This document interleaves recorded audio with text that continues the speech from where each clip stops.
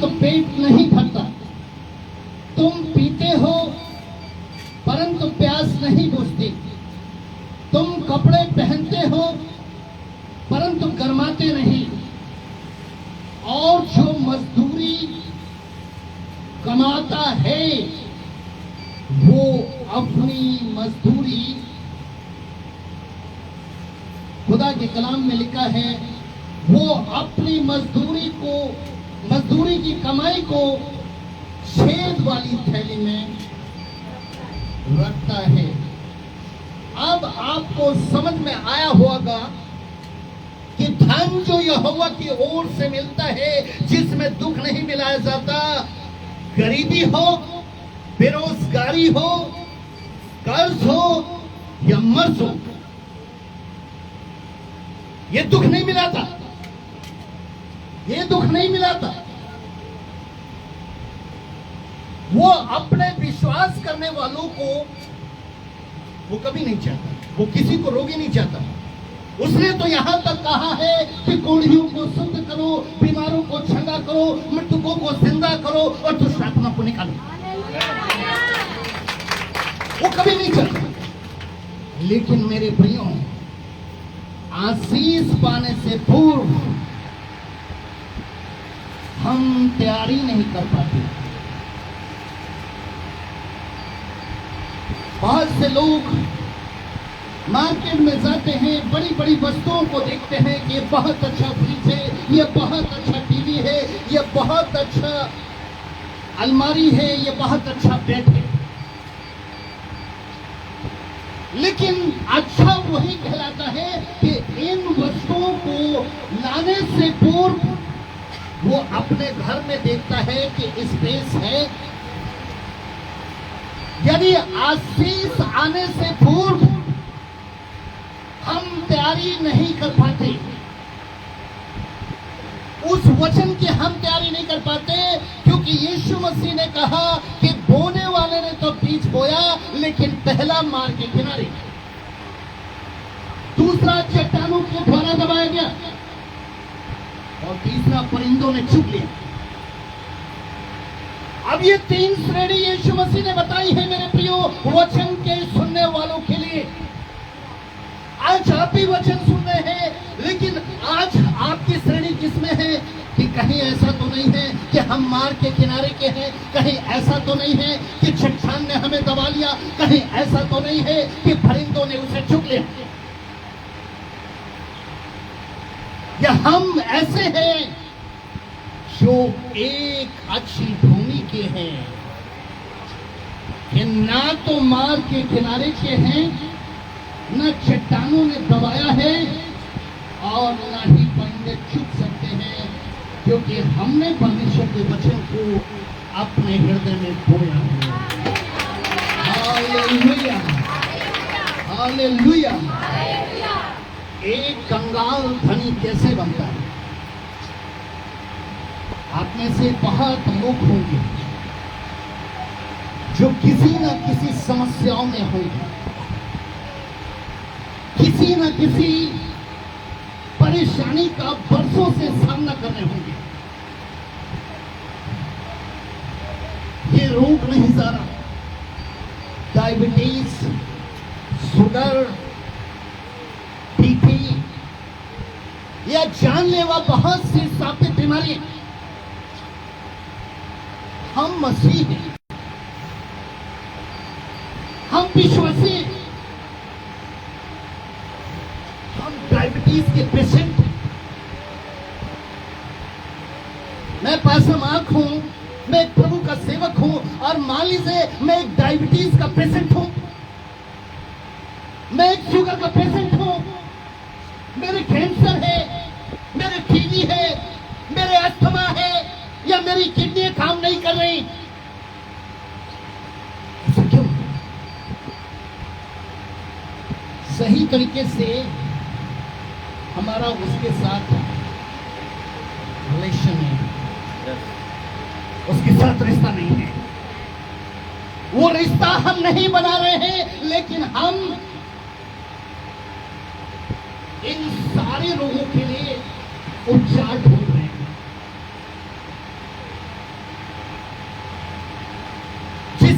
हम लाखों रुपया, हजारों रुपया, चाहे हम अपनी प्रॉपर्टी बेचें और चाहे हम कर्ज बने। मेरे प्रियो, ये वचन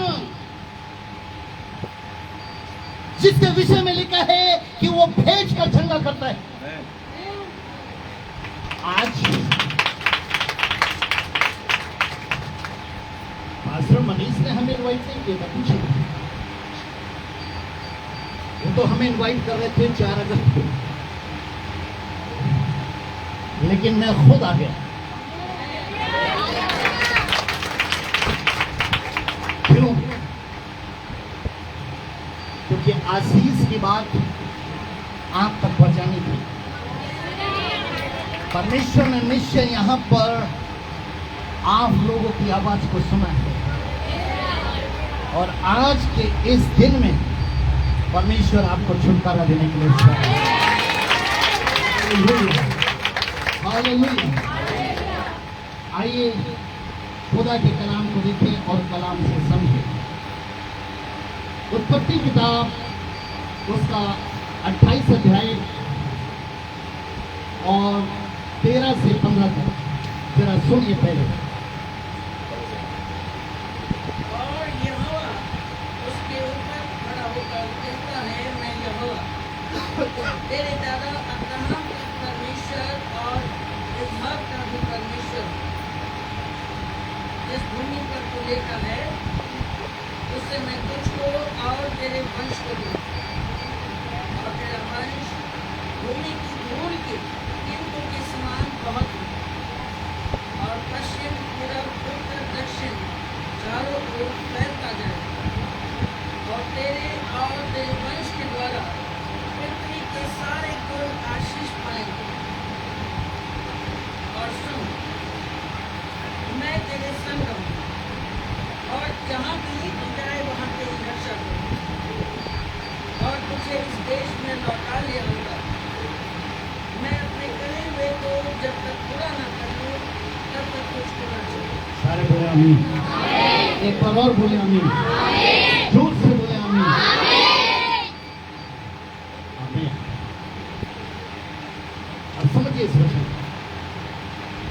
कलाम में लिखा है कि याकूब जो अपने मामा लाबान के घर जा रहा था, और बेसरबा एक जगह रात में अचानक उसने वहां पर विश्राम लिया,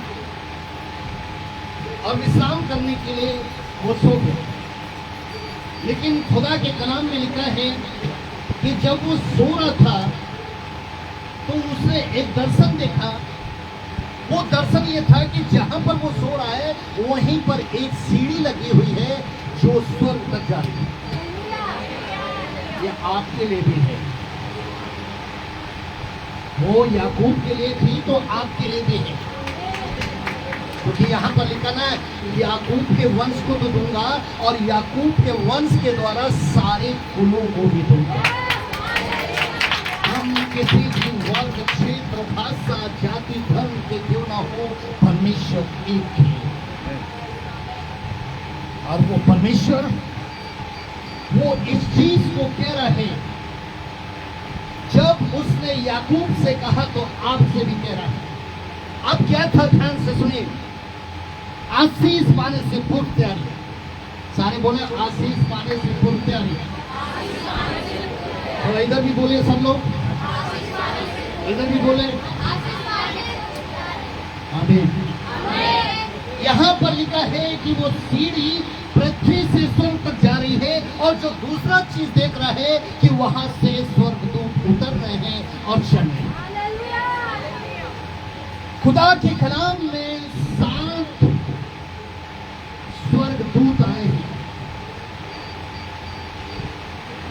यहां पर हम सिर्फ आशीष की बात करेंगे, स्वर्गदूतों के नाम की नहीं। लेकिन इन 7 स्वर्गदूतों में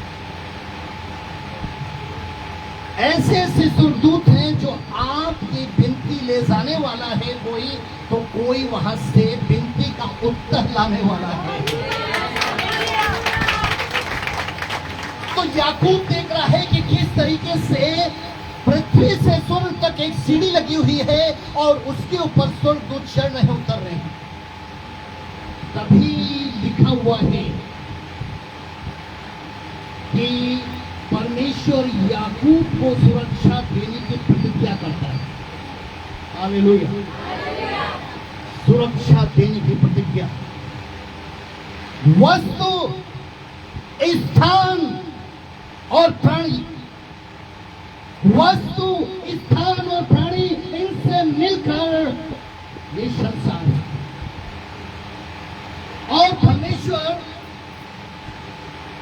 याकूब को उसी वस्तु, स्थान और प्राणी, उनकी सुरक्षा देने की एक प्रतिज्ञा कर रहा है।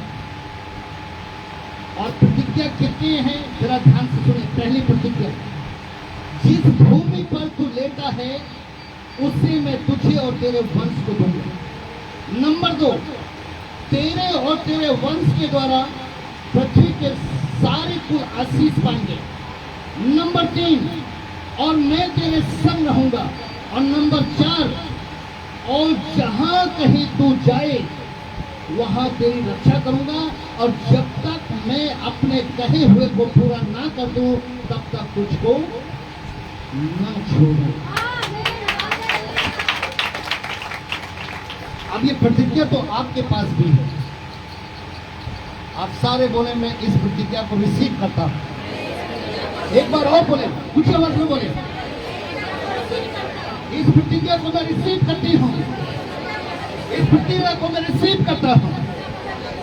हमारा यूथ है यहाँ, जवान बेटे हैं, बेटियां हैं, यहाँ पर कुछ छोटे छोटे बच्चे हैं, यहाँ पर उनके माँ बाप हैं, कुछ बुजुर्ग हैं।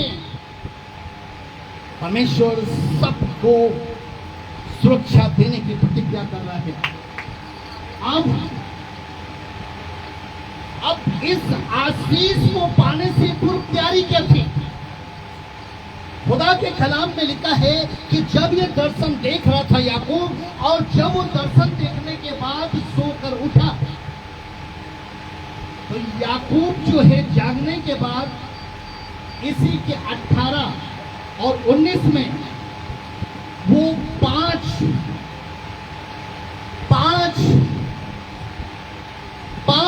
कितने 5 निर्णय लेता है। जैसे दानियल ने लिया था ना कि हे राजा, तेरा दिया हुआ भोजन और दाग नदी हम ना लेंगे। एक सही फैसला, एक सही निर्णय, एक विश्वासी के जीवन के अंदर परमेश्वर एक सही निश्चय का फैसला देखना सुनना चाहता है। आप बहुत बार ठान लेते हैं मैं सुबह उठूंगा, मैं वचन पढ़ूंगा। कोई कहता मैं 4 बजे उठूंगा, कोई कहता मैं 5 बजे उठूंगा, कोई कहता मैं 6 बजे उठूंगा। मेरे प्रियो, समय मान्य नहीं रखता। आप लेट कर प्रार्थना करते, बैठ कर प्रार्थना करते, खड़े होकर के प्रार्थना करते, ये मायने नहीं रखता। सिर्फ मायने रखता है आत्मा और सच्चाई। अब यहां पर 18 और 19 में याकूब 5 बातें परमेश्वर से बोलना। पहला, परमेश्वर के सामने अपने विश्वास को रखता है, क्योंकि विश्वास बिना उसे प्रसन्न करना अनहोना है। और खुदा के कलाम में यह भी लिखा हुआ है कि विश्वास करने वाले को यह करना चाहिए कि वो है। तो उसने सबसे पहले परमेश्वर को विश्वास दिया। नंबर 2, परमेश्वर को विश्वास देने के बाद उसने एक चिन्ह के तौर पर वहां पर खंबा खड़ा किया। नंबर 3, वो जो खंबा खड़ा किया था उसको तेल से मसा किया, हालेलुया, ताकि ये खंबा विश्वास का चिन्ह बनकर पवित्र ठहराता हूं। और चौथा,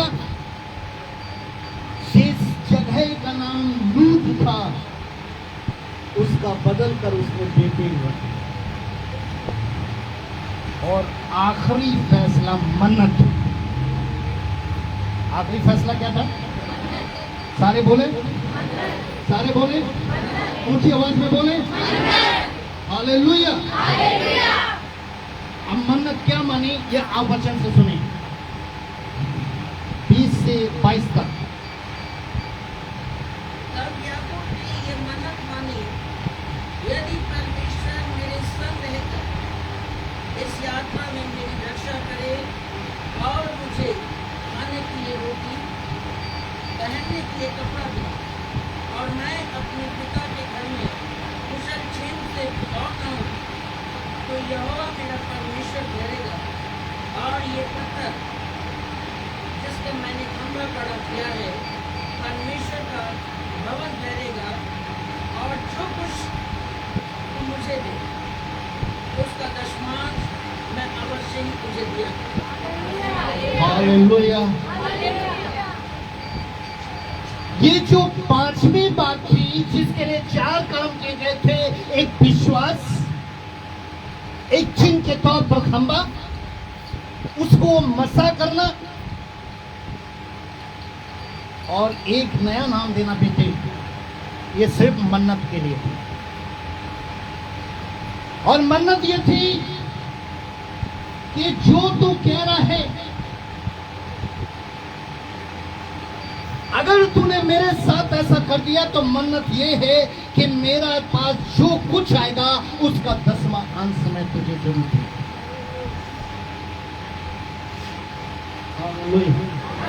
सारे बोले 10वां अंश, 10वां अंश। ये आमदनी का भी और जीवन का भी। अब मेरे प्रियो, ये याकूब है कौन? याकूब वही है जिसने परमेश्वर की सेना से युद्ध लड़ा था, और युद्ध में प्रबल होने के बाद परमेश्वर ने इसका नाम इस्राएल रखा था, और इसी का वंशज इस्राएल कहलाता है। लेकिन ये जो याकूब था ना, ये छल से भरा हुआ था, छल करने वाला। याकूब जो था ये अभिलाषी था, अभिलाषी। ये छल से भरा हुआ था, ये अभिलाषी था, और ये अपनी मंजिल, एक ऊंचे मुकाम को हासिल करना चाहता था जिसके लिए वो शक्तिशाली था। इसने पहला छल का काम करके अपने बड़े भाई एसाऊ का पहलौठा होने का अधिकार छीन लिया। दूसरा छल करके इसने अपने भाई के आशीष को छीन लिया। लेकिन आज वो परमेश्वर के सामने एक मन्नत मान रहा है। वो इसलिए क्योंकि वो अपने दादा के परमेश्वर को जानता है। वो अच्छी तरीके से जानता है कि उसके दादा अब्राहम ने भी अपनी प्राप्ति धन का 10वां अंश दिया था।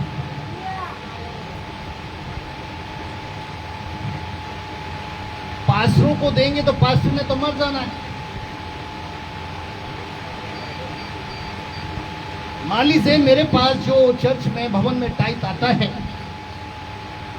मैं तो एक मनुष्य हूं, और जब मैं मनुष्य हूं आज नहीं तो मैं कल मर जाऊंगा। मैं आपको ये दिलासा दिलाता रहूंगा कि मैं प्रार्थना करूंगा आप आशीष से करें। लेकिन इस कलाम को बारीकी से समझिए कि अब्राहम ने किसको 10वां अंश दिया। उत्पत्ति किताब उसका 14 अध्याय उसके 18 से 20 तक में लिखा है। उस शख्स का नाम था मलकी सेदेक। और जिसको क्या नाम दिया गया है यहाँ पर, जब 18 से 20 तक पढ़ते हैं तो इसको नाम दिया है सालेम का राजा। इस मलिकिसिदक का नाम सालेम का राजा, परम प्रधान ईश्वर का याजक। अब ये सालेम का राजा और परम प्रधान ईश्वर का याजक, हम कहते हैं कि हमने तो आगे उसके विषय में कहीं पर भी नहीं पढ़ा। हम कहते हैं कि नए नियम में कहां पर लिखा हुआ है कि हमें 10 मांस देना चाहिए। ये कई प्रकार के शैतान हमारे मनों के अंदर ऐसी बुरी बुरी बातों को डाल देता है जो आत्मिक भवन, आत्मिक पासवान और इनसे बढ़कर आत्मिक वचन, हम उसको क्या कहते हैं। मैंने एक बुक लिखी थी, संपत्ति में विपत्ति। एक बुक लिखी थी तलाक के ऊपर कि जिसके रहे संग उसी ने किया तंग, दुनिया में यही हरदम तलाक तलाक तलाक। ये श्रापित लोगों पे भी एक किताब लिखी, जिस किताब का नाम था मारो वरना मर जाओ। अगर इस बीमारी को नहीं मारा, इस गरीबी को नहीं मारा, इस कर्ज को नहीं मारा, तो ये तुम्हें मार दी।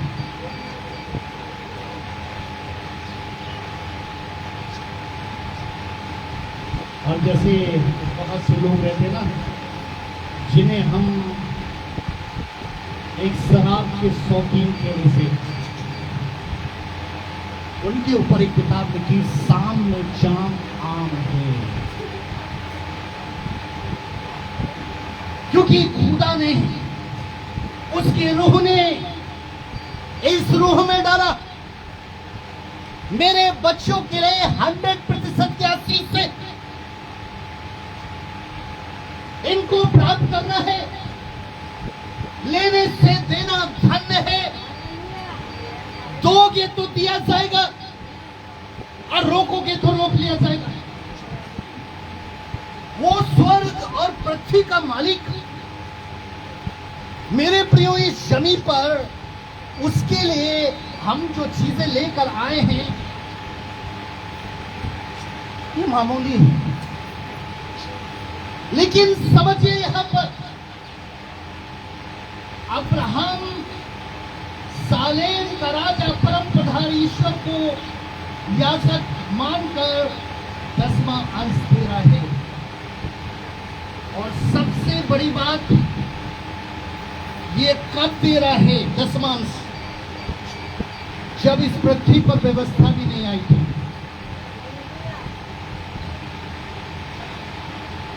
व्यवस्था आने से 400 वर्ष पूर्व, कितने वर्ष पूर्व? व्यवस्था आने से 400 वर्ष पूर्व उसने 10वां दिया था। व्यवस्था तो बाद में, लेकिन मेरे प्रियो, मलिकिसिदक कौन है जिसे सालेम का राजा परम प्रधान ईश्वर का याजक ठहराया गया?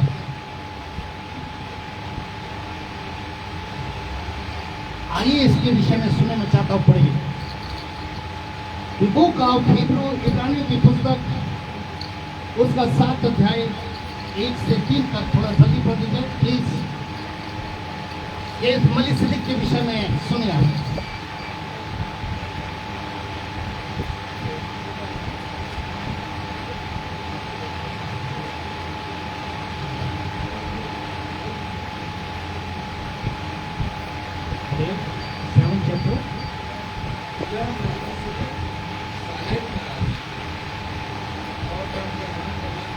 ये कौन पढ़ रहा? प्लीज खड़े हो जाइए। वचन कभी बैठ कर नहीं पढ़ते हैं, आदर देते हैं रस्ते के लिए। सालेम का राजा और परमप्रधान परमेश्वर का याजक सर्वदा याजक बना रहता है। जब अब्राहम राजाओं को मारकर लौटा जाता था तो किसी ने उससे भेंट करके उसे आशीष शादी की। इसी को अब्राहम ने सब वस्तुओं का दशांश दे दिया। यह पहले अपने नाम के अर्थ के अनुसार धर्म का राजा और फिर सालेम तथा शांति का राजा है, जिसका न पिता न माता और अब देखिए, ये मलिकिसिदक जो परम प्रधान ईश्वर का याजक, सदा का याजक है। दिनों का अब यहाँ पर एक मिनट, खड़े रहिए, खड़े रहिए, खड़े रहिए। इस मलिकिसिदक कोई मनुष्य नहीं है, क्योंकि मनुष्य को दिया जाएगा तो वो तो मर जाएगा।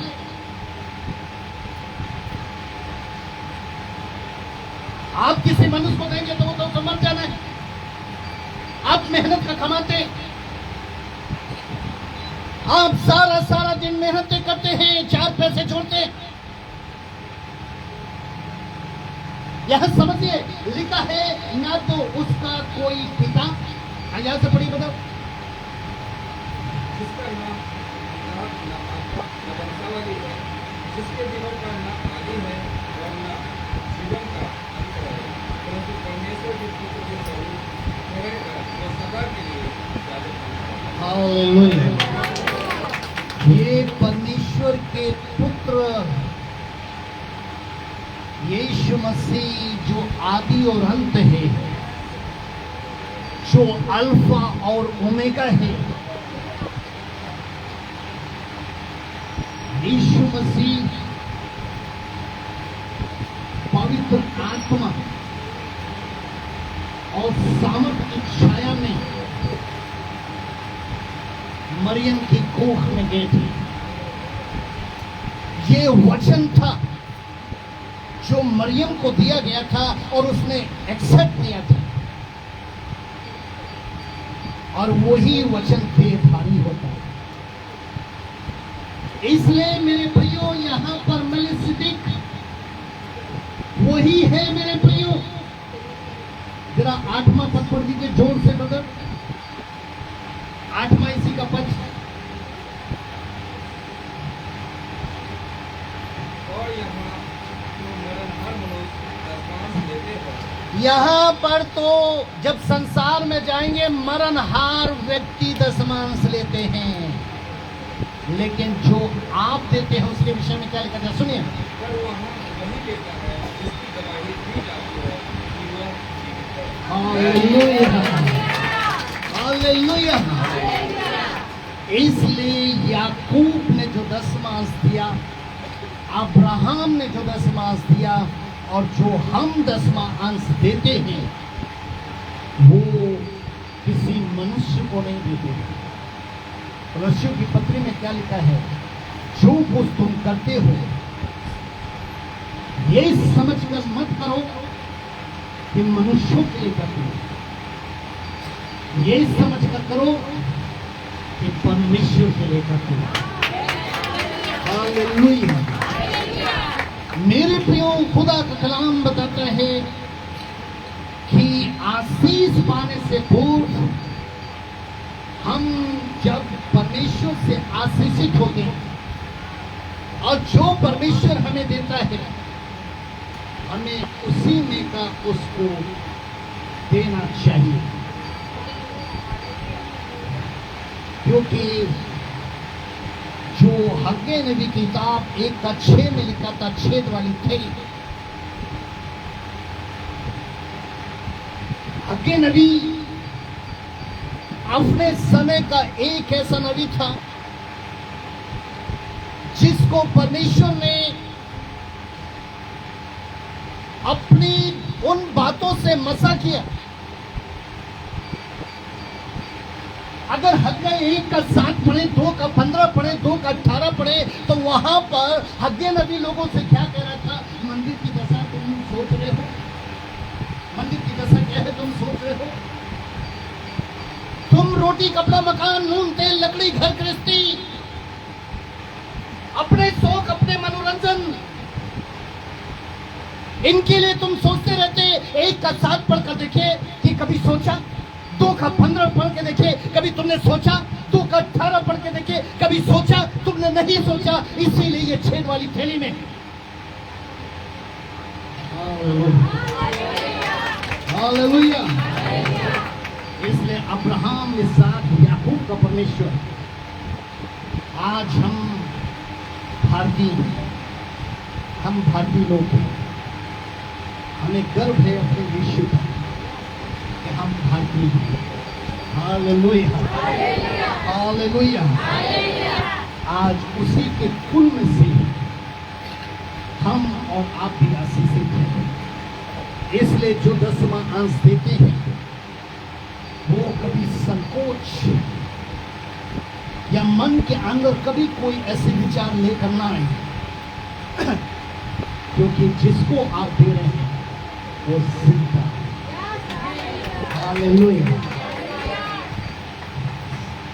एक घराना, उस घराने के अंदर 3 लोग थे, पिता, माता, बेटा। पिता का नाम है रॉबर्ट और मां का नाम है सारा और बेटी का नाम है विलियम।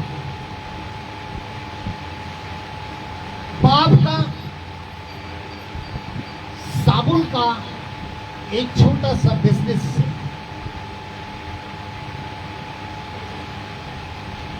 वो अपने बच्चे को फलते फूलते अपने वंशजों को देखना चाहता है और ये परिवार कहाँ रहता है भूलते नहीं।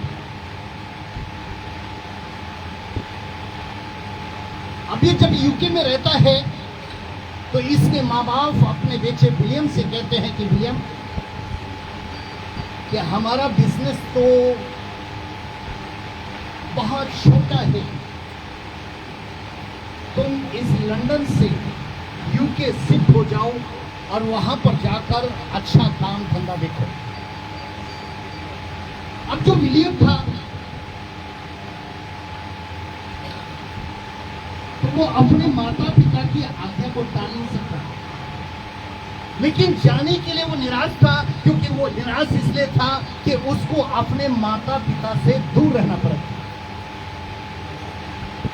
मेरे बेटे को जो कनाडा में पीएचडी करने के लिए गया है, 1 साल हुआ है, मेरा बेटा उधर पीएचडी कर रहा है। लेकिन अब हम थोड़ा थोड़ा अपने आप को संभाल लिए हैं। नहीं, अक्सर कोई फंक्शन आने पर, कोई एनिवर्सरी आने पर, कोई वेडिंग आने पर, कोई बर्थडे आने पर वो अपने आप ही उसका चेहरा आता था कि वो हमारे साथ नहीं है। ये होता है। आज इसी तरीके से ये बेटा जो था ये इमोशनल था, लेकिन ये अपने माँ बाप की आज्ञा को भी नहीं टालना चाहता था, इसलिए उसने अपने माँ बाप की बात को माना और तैयार हो। उसके माँ बाप जो दिल से टूटे हुए थे लेकिन बेटे की तरक्की चाहते थे, वो उसे बंदरगाह तक छोड़ने के लिए गए।